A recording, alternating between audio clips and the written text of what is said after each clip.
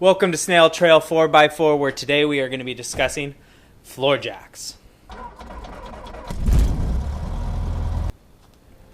Floor jacks are a crucial item to have in your shop or for any hobbyist that likes to work on vehicles. They're important because you just want to get that vehicle up and higher off the ground. If you've got a low vehicle, you're going to want to get it up to do oil changes or some small things like that. If you have the big vehicles like I have, you want to get that up so you can get tires off, change them out, do some work on the suspension. Always use safety equipment when doing those things. We don't want any accidents. Use jack stands, make sure you're putting them in proper places and all of that. Really, I've got a question for you guys. What floor jack do you use, or which floor jack do you wish you had? Make a comment below, because I'm in the market for a new one. Mine's getting worn out. It's a hand-me-down, and I think even my parents that gave it to me got it from a friend because they needed to use it for something. It's extremely old. It's worn out. I'm going to try and fix it because it'll be nice to have like 2 floor jacks, but I do want another one as well. So let me know which ones you guys use. Now let's put 2 minutes down on the clock and let's talk about floor jacks. Boom. There's 3 different types of floor jacks. There's bottle jacks, which have the most weight that they can lift. They're up around 12 tons or something along those lines. There's the scissor jacks, which are the ones that will expand out and go up, which you'll usually find in the back of your vehicles. And then there's hydraulic jacks, like this one here.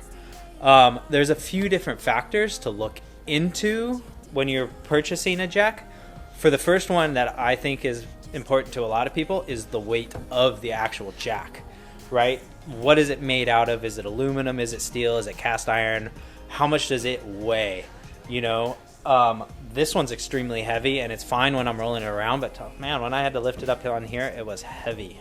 Another thing about weight is then you can determine how much it can lift, right?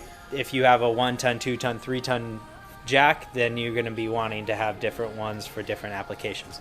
I'm only going to need like a 2 ton to 3 ton. I don't really lift anything too heavy. The new ones have valves in them. That's pretty cool. So if it's too heavy, they'll just not lift it. Another thing to think about is how low the tray gets and how high it'll get. What's the different lift of it? If you have a low vehicle, you're going to want a lower tray so you can slide it under there. You're not going to need to lift it as high. For me, I'm working on 4x4s. I need to lift the trucks up pretty high to just even get the tires off the ground. So I need a high lifting point. Another factor to look into is how many pumps of the jack handle does it take to get the tray all the way up to full max. So if you want to get a little bit more control, then you might want something that has a bit more action. Or if you want something that just gets it up as fast as possible, you want a little bit less action.